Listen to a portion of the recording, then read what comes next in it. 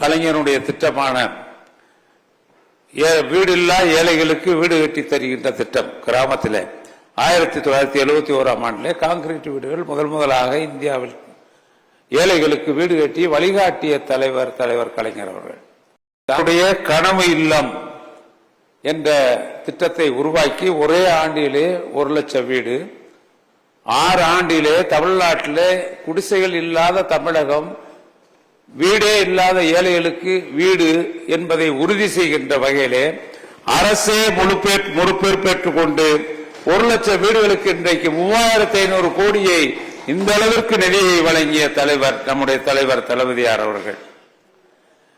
அது மட்டுமல்ல, இந்த அவையில் இருக்கின்ற உறுப்பினர்களுக்கெல்லாம் இங்கே பேசிய உறுப்பினர்கள் பிரின்ஸா இருந்தாலும் சதாசிவத்திற்கு மறந்துவிடக் கூடாது.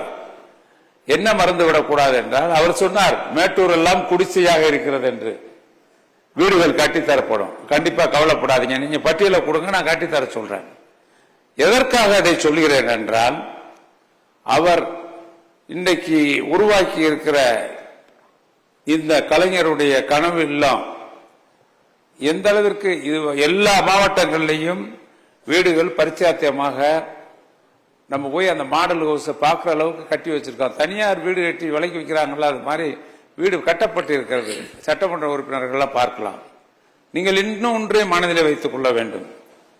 ஏற்கனவே கட்டப்பட்ட வீடுகள் 2000 இன்னைக்கு 1 வரைக்கும் கட்டப்பட்ட வீடுகள் 96 2001 வரைக்கும் IAF இந்திரா ஆவாஸ் யோசனா என்று பேசினார்களே, அந்த வீடுகள் ஓட்டு வீடுகள் கான்கிரீட் வீடுகள் கட்டிய வீடுகள் எல்லாம் பழுதடைந்த வீடுகளை பழுது நீக்குவதற்காக 10 ஆண்டு காலம் இதே அவையிலே சட்டமன்ற உறுப்பினர்கள் குரல் கொடுத்தார்கள்.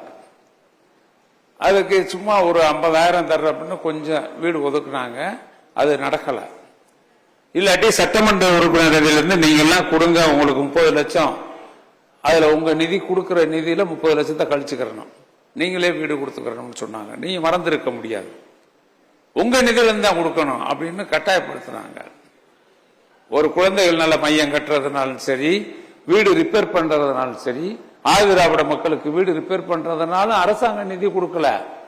ஆனால் கலைஞர் வழியிலே வந்தார் என்பதற்கு நான் சொல்வதற்கு காரணமே, அந்த வழியில் வந்ததால் தான் சாதாரண ஆதிதிராவிட மக்களுக்கு லட்சம் மக்களுக்கு வீடுகள் 100% கட்டி தர வேண்டும் என்ற அந்த யுக்தியை, பழுது பார்க்கிற யுக்தியை 2000 கோடி ரூபாயில் 2 லட்சம் வீடுகள் பழுது பார்க்கப்படும் என்று அறிவித்தார்கள் நிதிநிலை அறிக்கையில.